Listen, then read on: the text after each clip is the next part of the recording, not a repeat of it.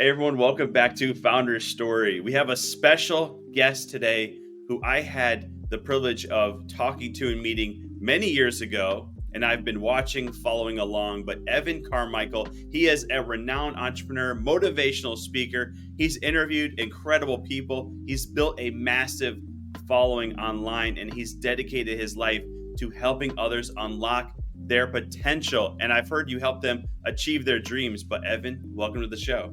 Thanks for having me, Daniel. I like how we both have an amethyst kind of crouching behind our heads. You can see that.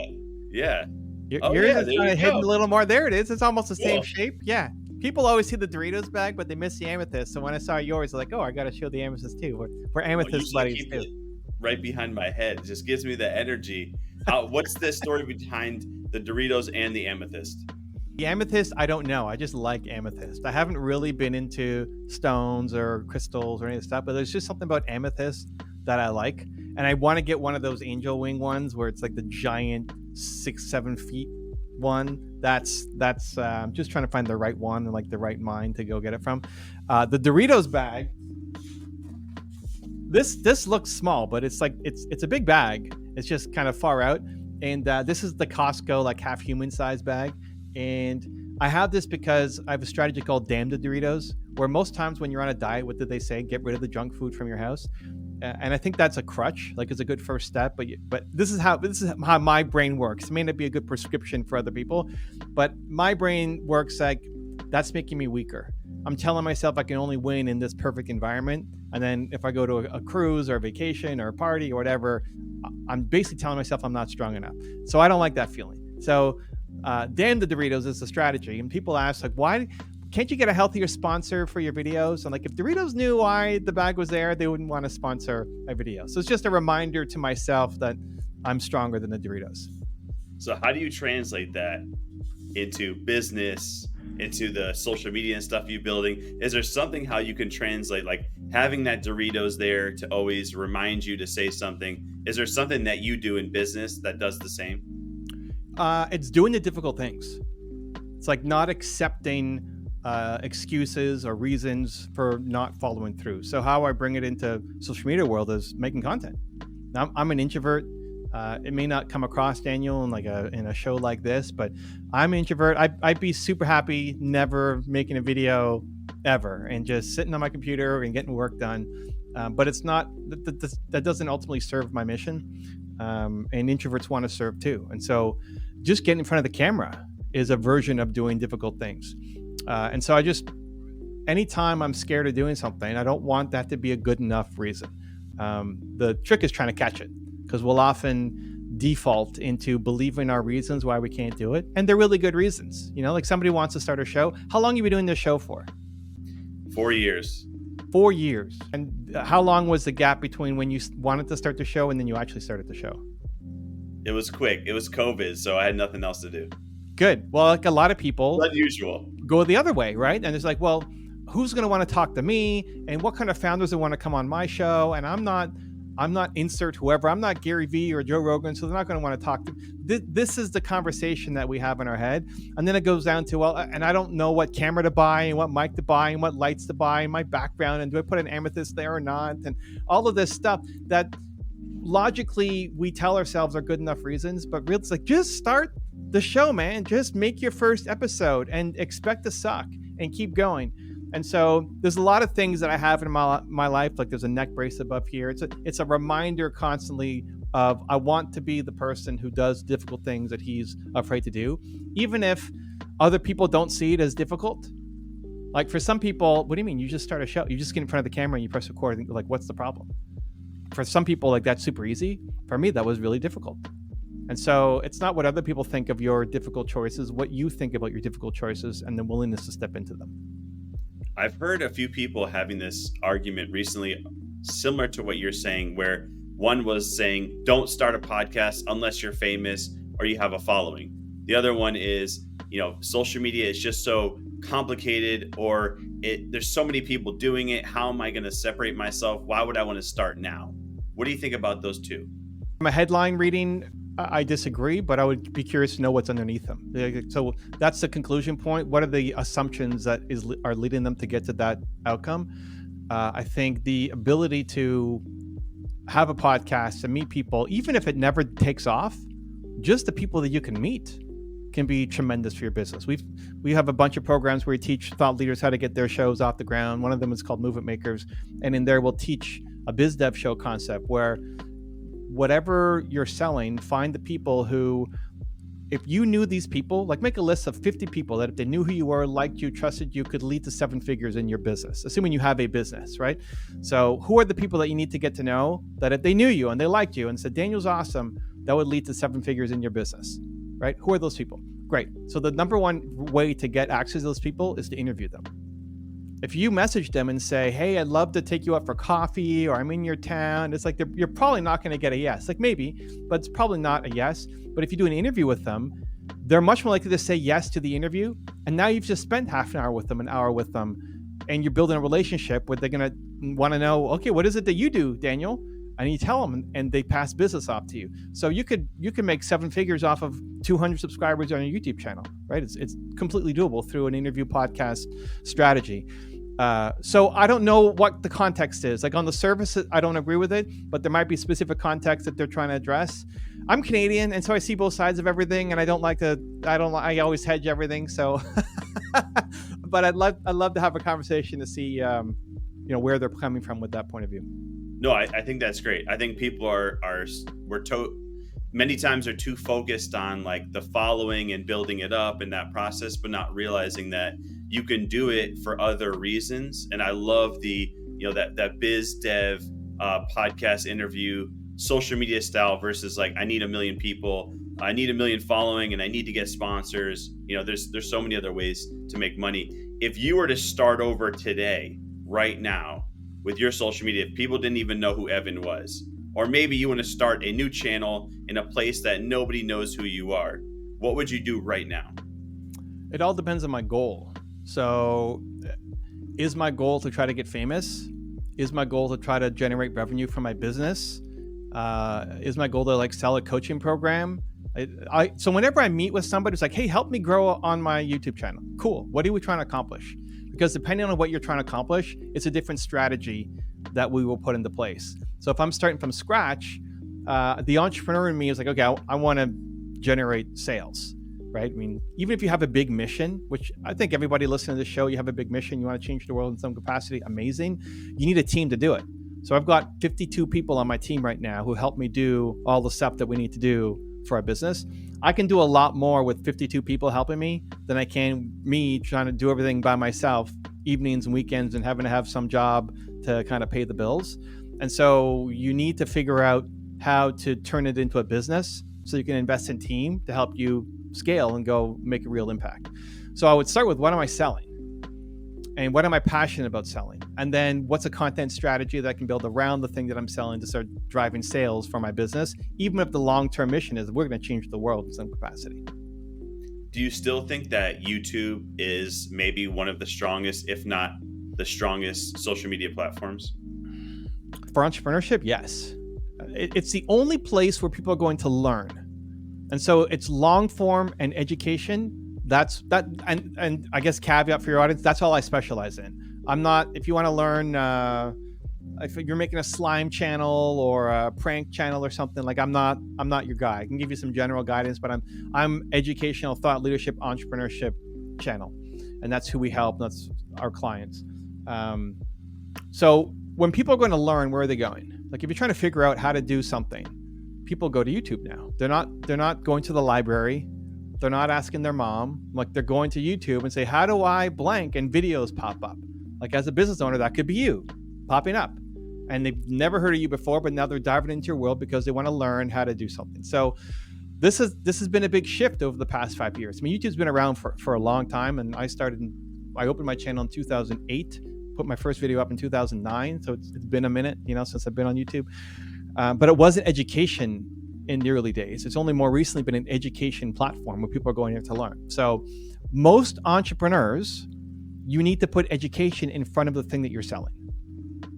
So whatever you're selling, you have to educate people on what it is, how it works, why it's useful, pros and cons, all of the stuff. And anytime we're making a purchasing decision, we're usually searching about this product, this industry, this service, why I should or should not get it. And you could be showing up or your competitors are showing up. So for long form, YouTube is the only place currently. I mean, I guess you could do audio only podcasts as well as a maybe distant number 2, but YouTube first. And then you can clip everything for all the other platforms. Like the benefit of doing this long form, I don't know how long we end up going for today, but hopefully I say a couple things that then you can clip. And then that gives you your TikTok strategy and your Snap strategy and your YouTube short strategy and your Twitter strategy and your LinkedIn strategy and your Instagram strategy and your Facebook Reel strategy, all of it. Every other platform is short form. So you can only do, if you've started with long form video on YouTube, it gives you content to be on every single platform if you slice and dice the data. So yeah, super bullish on YouTube as entrepreneurs who are trying to make money, build an empire, and change the world. Man, I love that. And that's why I want to focus on YouTube. And I've been watching all the things that you've been doing for many years, trying to emulate, stuff from you and other people that are on YouTube that I feel like fits into what I'm doing. How do you see AI impacting all of this? So we're using AI a lot. AI has been great with helping us design thumbnails, come up with topics. In terms of transcript, it's not great yet. Like in terms of copywriting, it's not great. But asking how is AI going to be helpful is to me like asking how is the internet going to be helpful. Like it's part of everything. So we use AI in our editing. If this was my video on my channel, we would run it through AI and it would optimize the sound for us automatically. And it might optimize the video, the picture quality automatically. And it might go between me being big and you being big, like automatically. There's so many tools that you can use. That's just for the editing. Then when we're doing a release, you can do show notes. You can run it through AI to at least get a first round of what show notes should be. Come up with 10 suggestions for what we're going to call this episode as a first draft, right? If you're going to then send it out as an email, you can have it create a first draft, what the email is going to be to your audience. If you're going to put it on YouTube and do a thumbnail, you can use Midjourney, come up with some ideas for what a thumbnail would be based off of this. It's like it's part of everything. It's an extra tool that you need to use, or and encourage you to use. And it's just wild to see all the opportunities that are happening with AI. So I don't think AI is completely taken over yet, but a person with AI for sure in every business division that you have. I love that. I love the editing. We use it 24/7. The editing, the captions, analysis. I want to go back to you've interviewed amazing, incredible people. I mean, look at the people that are giving a quote to you about you. I mean, that's incredible. Like Tony Robbins. I mean, there's so many great people that you've had a chance to sit down and talk to. Is there something that you heard? I know this is a tough question, like AI and the internet, but is there something that you heard at one time, at one point, that has continued to stick with you? The best piece of advice I got from my guests probably is from one of my least known guests. And her name was Beth Handel. And she's Gary Vee's life coach. And when I first heard about her, I mean, what do you mean Gary Vee has a life coach? Like, isn't Gary Vee the life coach as part of what he does? And he's like, well, she's his life coach and the coach for a lot of people on his team, his executive team. And I had her on the show. And one of the things that she really helped me with is I like to believe in the plan. So I've got a plan. I'm working on my plan, Daniel. Every day, wake up, work on my plan. And if I don't believe in the plan, then I'll come up with a new plan. Like, okay, this plan isn't working. Okay, a little bit of stress. Okay, a new plan. Here's the new plan I'm going to start working on. Boom. And then I believe in the plan. But there are some days where I don't believe in the plan and I can't come up with a new plan. And instead of spiraling down into despair, I'll just tell myself, great things come to me. It's fine. Like, I'll figure it out. Great things come to me. Because otherwise, if I believe in the plan and there's no plan and I can't come up with a new plan, then I'm stuck. So I'll just tell myself great things come to me and I work my way out of it. She said the difference between you and Gary is that he lives in great things come to me.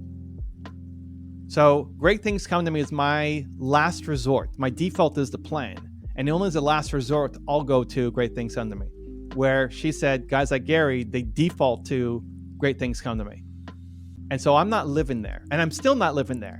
But that's even the awareness of that being an issue is something that I can work on a regular basis. Just trusting that great things will come if you keep creating, keep making, even when it doesn't make sense. So that one really hit me. I've had Tony on 3 or 4 times. We've had Deepak Chopra and Matthew McConaughey, and they've all been great. I mean, it's not to say that they haven't given me great advice and wasn't a good interview, but the Beth Handel one, for whatever reason, that really stuck out. So if I had to pick one, that's what I would say. I can totally appreciate that, of having maybe a guest that no one's ever heard of, or a guest that would be the least likely, but something that they say just continues to stick with you. But I think it sounds easy to think the way of all great things, but it can be very hard. It's like we default as humans to negativity, and we default to certain things, I think, that maybe separate us between getting to the greatness and not, even though we might all have the potential to be. Let's talk about you and your story. So going back, what was that spark in your life that made you say, you know what, this is what I want to do. This is the mission I want to go on. I don't think there was one single moment. I don't think I'm that smart to have kind of planned it all out and say, Daniel, this is that I knew when I was 19 that this is where it's going to be. That would be a complete lie. And my journey to entrepreneurship began when I was in university, and I was studying finance, and I had an opportunity to go work with some of the biggest investment banking companies in the world, or go join a startup and earn 30% of the company and make $300 a month. And that was the toughest decision in my life. Which do I do? Like 6 figures out of school, my dream job, what all my friends wanted, or 30% of a startup and $300 a month, because that's all they could afford. And I told myself, you know what? I don't want to regret my life. I'm going to give myself a year. And I figured there'd be jobs waiting for me in a year if this failed. Maybe not the same jobs, maybe not as much money, but I can kind of get another finance job in a year. I thought, at least. But if I didn't take this opportunity to join this startup, I don't know if that will be there, or other opportunities like that would be there. And I thought I'd look back on my life at 40 as an old man. I'm 44 now, but when you're 19, you think 40, like life is over, you're finished, you're falling apart. 40 is terribly old. Then when an old man at 40 and falling apart, I'm going to regret my life. And I said, okay, I'm going to go and try this entrepreneurship thing. And luckily I never had to go and get another job. I mean, that first business was full of, hardships and tummy aches and all of that to build it up. But I didn't know that I wanted to be an entrepreneur. I just didn't want to live with the regret of wondering what if. Well, at almost 41, I feel like I'm falling apart. But I appreciate you telling that story, and the vulnerability that comes around with making decisions that can completely change the future of our life. And I think a lot of people want comfort, which they go to that 6-figure income or that job, which I, in my opinion, entrepreneurship is not really for everyone, with the grit, the tenacity, all the things that come along with it. A lot of people might struggle. How do you feel about that? If 100 people came up to you and said, I want to be an entrepreneur, would you tell every single one of them yes? Or what do you share in your teaching and the learnings and stuff that you do? Well, I think it's worth trying. Like, I think people prejudge things. So how do you know if you're going to be an entrepreneur or not unless you try? Like, it's not something you can figure out by sitting on the couch reading about it. You had this idea to do a podcast in the middle of COVID, and I mean, you said the reason of, well, I had nothing better to do, which is great, but you still did it. Where a lot of people would hem and haw and overthink and overjudge, and then you won't know if you like podcasting until you start interviewing people. And even if you suck at it, I'm sure 4 years in, you're better as a host than you were when you first started, right? And if you keep going for 4 years, you'll be better in 4 years than you are now. Like, that's just part of the journey. You keep getting better with every rep that you put in. But you don't know until you start doing it. And so my advice would be, go try. It's like, should everybody try sushi? Yeah, you should try sushi. Unless you know you're deathly allergic to raw fish or something, try sushi. Because sushi sounds gross. It's raw fish wrapped in seaweed and rice and raw fish eggs with super spicy mayo you're going to put on top of it, mustard. Like, it doesn't sound very appetizing. But just give it a bite and it's like, oh my God, that's amazing. Now, some people may hate sushi. Cool. But you don't know until you try it. And so that's what I think about entrepreneurship is, like, you don't know until you try it. So just start and just expect to suck at the beginning. The metric of success isn't at the beginning how well you did. It's, did you have fun doing it? Like, in your first interview, if you went and you did it and you sucked and you struggled and your microphone fell apart and your camera shut off and you drooled on yourself, or like whatever happened in the first episode, it's like, okay, that sucked, but it was fun. Like, I can't wait to go do it again. Because if you love doing the thing, you'll end up winning. Like 4 years of loving the thing and staying on it, you'll start to win. Where if you hate doing a thing, you're never going to win doing work that you hate. So like for anything, for any new thing that's in your mind, like start, say yes, expect to suck at the beginning.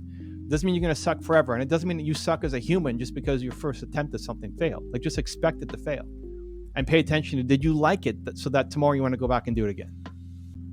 I think I had 8 failed businesses. And one time we were filming an episode in Arizona and my car overheated during filming it. So yes, failure is like the only option to get better.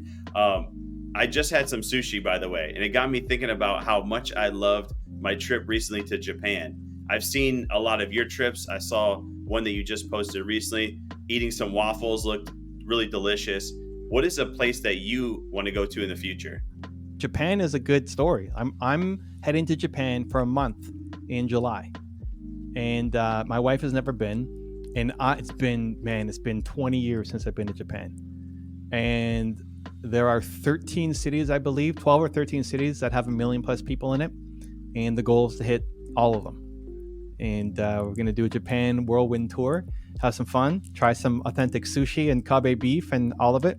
And for me, more important than any destination or city is who I'm doing it with. So when people say, is it the journey or the destination? For me, it's the company. And it's been a pleasure doing this in your company for this show today. No, Evan, I love that. I can't wait to see and to watch so many more places I want to check out in Japan. But if people want to get in touch with you, I know you have an incredible program and you're helping a lot of people in YouTube and you have this great mission. How can they find out more? Evan Carmichael. You can check out the website. I'm on YouTube. You can find me. It's pretty easy. Awesome, Evan. Well, thank you for sharing your Doritos, crystals, your stories, your wisdom, and so much. Thank you for being here on Founder Story. Appreciate you, Daniel. Thank you, man.